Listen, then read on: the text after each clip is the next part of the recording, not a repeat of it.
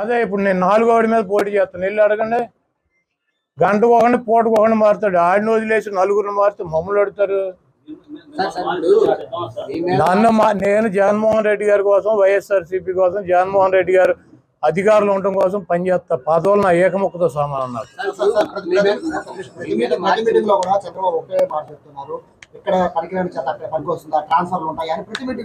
మీరు అడగండి తమ్ముడు. చంద్రగిరిలో 78లో పోటీ చేసి ఎమ్మెల్యే అయ్యాడు. తర్వాత కుప్పం వెళ్ళాడు. 79, 83లో చంద్రగిరిలో ఓడించారు కదా. ఇంతవరకు చంద్రగిరిలో చంద్రబాబు నాయుడు ముఖ్యమంత్రి అయినాక తన సొంత నియోజకవర్గంలో 5 సార్లు ఎన్నికలు జరిగితే ఒక్కసారి కూడా ఎమ్మెల్యే గెలవలేదు కదా తెలుగుదేశం పార్టీ. 3 సార్లు కాంగ్రెస్ పార్టీ గెలిచింది, 2 సార్లు వైసీపీ గెలిచింది కదా. చంద్రబాబు నిన్న వెళ్ళి అక్కడ పండుగ చేసుకున్నాడు కుటుంబ సభ్యులందరినీ తీసుకెళ్లి చౌట. మరి ఈ సన్నాసి ఈ వెధవ ట్రాన్స్ఫర్ అయ్యి కుప్పం వెళ్తే అక్కడ ఎట్ట గెలిచావరా పిచ్చినా కూడా అని చెప్పి అడగండి. నన్ను అడుగుతావు నువ్వు.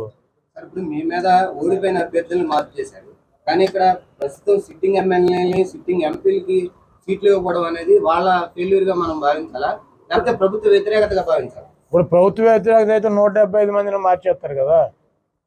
ఓ 40 మందిని 30 మందిని ఎందుకు మారుతారు? కాదు, ఇప్పుడు నేను గెలుస్తా, నాకు సీట్ ఎత్తున్నాడు, పక్క కాన్స్టిట్యున్సీలో గెలిచే అవకాశం లేదు. నీ బిహేవియర్ కూడా ఉంటుంది కదా. నువ్వు ఎవరిని పడితే అని కాలు మీద కాలు వేసి కూర్చుని ఏంట్రా ఉర్రాయి గరా అన్నావు అనుకో, నీ మీద ఉంటుంది. కాబట్టి నాకు వేయరు కదా ఓటు.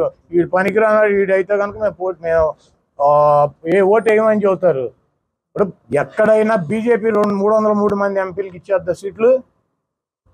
కాంగ్రెస్ పార్టీలో గెలిచినటువంటి 70 మందికి 60 మందికి సీట్లు ఇచ్చేద్దా? చంద్రబాబు రేపు అందరూ గెలిచిన వాళ్ళందరికి ఇచ్చేసాడా? ఇప్పుడు జవహర్ ఎక్కడ కోరు నుంచి తీసుకొచ్చి తిరువురు ఎందుకు పెట్టాడు? సంక్రాంతి అని పెట్టాడు ఏంటి ఎవరిదన్నా? లేకపోతే ఎమ్మెల్యే పాయకులపేట నుంచి తీసుకొచ్చి కొవ్వూరులో ఎందుకు పెట్టాడు?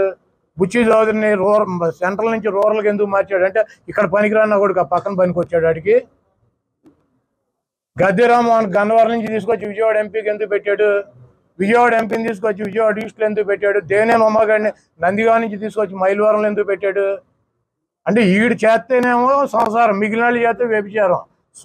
సొల్లు మాటల్లో 420 మాటలు చంద్రబాబు. మీరు ఆ చంద్రబాబు మాటలని పట్టించుకోమాకంటే అడన్నీ దొంగ మాటలు చెబుతాడు. ఇప్పుడు మా జిల్లాలో దేవినేని ఉమ్మ నందిగామ, మైలవరం ఎట్లా గెలిచాడు? అక్కడ పనికిరాన్న కొడుకు ఇక్కడ ఎట్ట పనికి వచ్చాడు? గద్దె రామ్మోహన్ గన్నవరంలో ఇండిపెండెంట్ గెలిచాడు. విజయవాడ ఎంపీకి ఎట్ట పెట్టాడు? అమ్మటి బ్రాహ్మణయ్య గారిని అవినిగడ్డ నుంచి తీసుకెళ్లి బందర్ ఎమ్మెల్యే ఎట్ట చేశారు 94లో. మళ్ళీ బందర్ ఎంపీ ఎట్ట చేశారు, మళ్ళీ తీసుకెళ్ళి అవినిగడ్డ ఎమ్మెల్యేగా ఎట్ట పెట్టారు? డివై దాస్ దేవురు పామర్రా? అది ఇవన్నీ పనికిరాని మాటలు. ఈ సొల్లుగాడి మాట్లాడేటువంటి సొల్లు పురాణం నన్ను అడుగుతారు. అటువంటి వెధవలు మాట్లాడే మాటకి అర్థం పర్థం ఉందా? చంద్రబాబు ఎక్కడి నుంచి పోటీ చేశాడు? చంద్రగిరి నుంచి పోటీ చేసి ఒకసారి ఎమ్మెల్యే అయ్యాడు, ఒకసారి ఓడిపోయాడు. 100 కిలోమీటర్లు కుప్పం ఎట్టెళ్ళాడు ఆ సన్నాసి. అది ట్రాన్స్ఫర్ అనరా? మంగళగిరిలో పుట్టి పెరిగాడు లోకేష్ పొప్పుగాడు. ఈడైనా అక్కడ గోళీలు ఆడాడా? చదువుకున్నాడా? అక్కడ పుట్టాడా? అక్కడ ఏమైనా పెరిగాడా? అక్కడ ఏమైనా ఇల్లు ఉందా? ఆడి కొంప గోడు ఏమైనా ఉన్నాయా? ఆడు మంగళగిరిలో ఎట్ట పోటీ చేశాడు? బాలకృష్ణ హిందూపూర్లో పుట్టి పెరిగాడా? హిందూపూర్ ఎట్ట వెళ్ళాడు? ట్రాన్స్ఫర్ అయ్యి ఎన్టీ రామారావు ఎట్ట వెళ్ళాడు? తెక్కలు ఎట్ట పోటీ చేశాడు? తిరుపతిలో ఎట్ట పోటీ చేశాడు? హిందూపూర్లో ఎట్ట పోటీ చేశాడు? వాళ్ళ పార్టీ అధ్యక్షుడు ఇన్నిసార్లు. నల్గొండలో పోటీ చేశాడు, కలవకుర్తిలో పోటీ చేశాడు. ఎన్ని దొంగ మాటలు, 420 మాటలు. చంద్రబాబు అనేవాడు ఒక 420 దొంగ.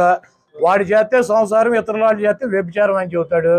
ఎక్కడైనా ఎప్పుడైనా పార్టీ ఒక ఓటు బ్యాంకు, ఆ కులాలు సమీకరణ వల్ల ఎవరిని ఎక్కడికైనాటువంటి మార్చే హక్కు అధికారం ఈ ప్రజాస్వామ్యంలో ఒక రాజకీయ పార్టీకి ఉంటుంది.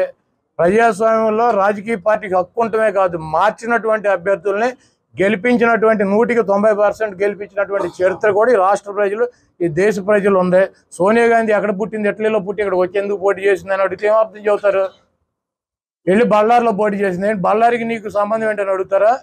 యూపీలో పోటీ చేసింది, యూపీకి అమ్మాయికి ఏంటి సంబంధం? రాజీవ్ గాంధీ వెళ్ళి కేరళలో ఎందుకు పోటీ చేశాడు? ఇవన్నీ పనికిరాని మాటలు. మోడీ గారు గుజరాత్ నుంచి వెళ్ళి యూపీలో ఎట్ట పోటీ చేశాడు కాశీలో? ఇవన్నీ ఉన్నాయి. చంద్రబాబు లాంటి పనికిరాని వెధవ మాట్లాడే మాటలు మీరు పట్టించుకుని అడిగితే ఎందుకు టైం వేస్ట్? కాకపోతే ఇవన్నీ ప్రతి రాజకీయ పార్టీలోనూ సర్వసాధారణంగా జరిగేటువంటి మార్పులు చేర్పులు. అదేవిధంగా వైఎస్ఆర్ కాంగ్రెస్ పార్టీలో కూడా జరుగుతున్నాయి. దీన్ని పెద్దగా భూతద్దంలో పెట్టి చూపించాలనుకుంటున్నారు. ఇప్పుడు రేపు పవన్ కళ్యాణ్ చంద్రబాబు కలిసి పోటీ చేస్తారు. 7 సీట్లు ఆయన సీట్లు వీళ్ళు తీసుకుంటారు. రేపు ఇంకొక 10 రోజులు అయితే రోడ్డు మీద పడి కొట్టుకుంటారు. అది చూడండి సినిమా. సార్ 21వ తారీఖు షర్మిల కాంగ్రెస్ పార్టీ అధ్యక్షురాలుగా బాధ్యత తీసుకున్నారు. ఇప్పటికే చాలా మంది వైసీపీలో అసమ్మతి నేతలతో కూడా ఆవిడ మాట్లాడుతున్నట్టు. ఇప్పుడు కాంగ్రెస్ పార్టీకి 1% ఓటింగ్ ఉన్న పార్టీ. జగన్మోహన్ రెడ్డి గారు కాంగ్రెస్ పార్టీ అధికారంలో ఉండగా, కిరణ్ కుమార్ రెడ్డి గారు ముఖ్యమంత్రిగా ఉండగా, ఈ రాష్ట్రంలో బలంగా కాంగ్రెస్ పార్టీ ఉండగా, కాంగ్రెస్ పార్టీలోంచి వచ్చి జగన్మోహన్ రెడ్డి గారు కాంగ్రెస్ పార్టీ మీద పోటీ చేసి పులివెందల, కడప పార్లమెంట్ అసెంబ్లీ గెలిచారు. ఆ తర్వాత జరిగినటువంటి బై ఎలక్షన్లో పార్లమెంటు కడపలో 20 అసెంబ్లీ సీట్లు పోటీ చేసి కాంగ్రెస్ పార్టీ మీద గెలిచాడు. కాంగ్రెస్ పార్టీ ముఖ్యమంత్రి ఉండగా, కాంగ్రెస్ పార్టీ బలంగా ఉండగా, ఇప్పుడు 1% ఉన్న కాంగ్రెస్ పార్టీ గురించి మీటింగ్ ఏంటి? జగన్మోహన్ రెడ్డి గారు గెలిచింది ఎవరి మీద? కడపలో ఎవరి మీద గెలిచాడు? కాంగ్రెస్ పార్టీ మీద గెలిస్తే తెలుగుదేశానికి డిపాజిట్ పోయింది. అప్పుడు ఏమైంది కాంగ్రెస్ ఓటు? పులివెందుల్లో విజయమ్మ గారు గెలిచింది ఎవరి మీద? కాంగ్రెస్ మీద గెలిచారు. ఎవరి మీద గెలిచింది ఆవిడ? వివేకానంద రెడ్డి గారి మీద గెలిచింది. వైఎస్ వివేకానంద రెడ్డి గారి మీద. తెలుగుదేశానికి డిపాజిట్ పోయింది. కాంగ్రెస్ ఓటు వచ్చిందా మాకు? లేకపోతే నెల్లూరు పార్లమెంటు కాంగ్రెస్ పార్టీ అధికారంలో ఉండగా కాంగ్రెస్ మీద గెలిస్తే తెలుగుదేశం డిపాజిట్ పోయింది. కొవ్వూరు, ఇక్కడ రామచంద్రపురం, అదేవిధంగా ఈ పక్కన ఉన్నటువంటి నరసాపురం, ఇవన్నీ డిపాజిట్ తెలుగుదేశానికి పోయినాయి. కాంగ్రెస్ మీద పోటీ చేస్తారు. ఈ రాష్ట్రంలో మొన్న 2014-19 ఎన్నికల్లో జనసేన గెలిచింది. నరసాపురం అక్కడ రాజోలు. 3వ ప్లేస్ ఎవడు? టీడీపీ. నరసాపురంలో 2వ ప్లేస్లోకి జనసేన వస్తే టీడీపీ 3వ ప్లేస్. భీమవరం, గాజువాకలో పవన్ కళ్యాణ్ 2వ ప్లేస్కి వస్తే 3వ ప్లేస్ డిపాజిట్. ఈ రాష్ట్రంలో ఏ పార్టీ పుట్టినది, కాంగ్రెస్ కావచ్చు, బీజేపీ కావచ్చు, జనసేన కావచ్చు, ఏ పార్టీ అయినా బలంగా ఫైట్ ఎత్తే 3వ ప్లేస్లోకి వెళ్ళే ముష్టిగాడు చంద్రబాబు. డిపాజిట్లు పోగొట్టుకునే వెధవ చంద్రబాబు. కాబట్టి ఎన్ని పార్టీలు వచ్చినా 4 ఓట్లు ఒక్కో పార్టీకి పోతే వీడికి కూడా 4 మిగులుతాయి. కాబట్టి వెళ్ళి మీరు చంద్రబాబుని అడగండి, సాయంత్రం వస్తాడు. బాబు కాంగ్రెస్ పార్టీకి అధ్యక్షురాలు మారారు, మనం 3లో ఉంటామా 2లో ఉంటామా, డిపాజిట్లు పోతాయని వెళ్ళి ఆయన అడగండి.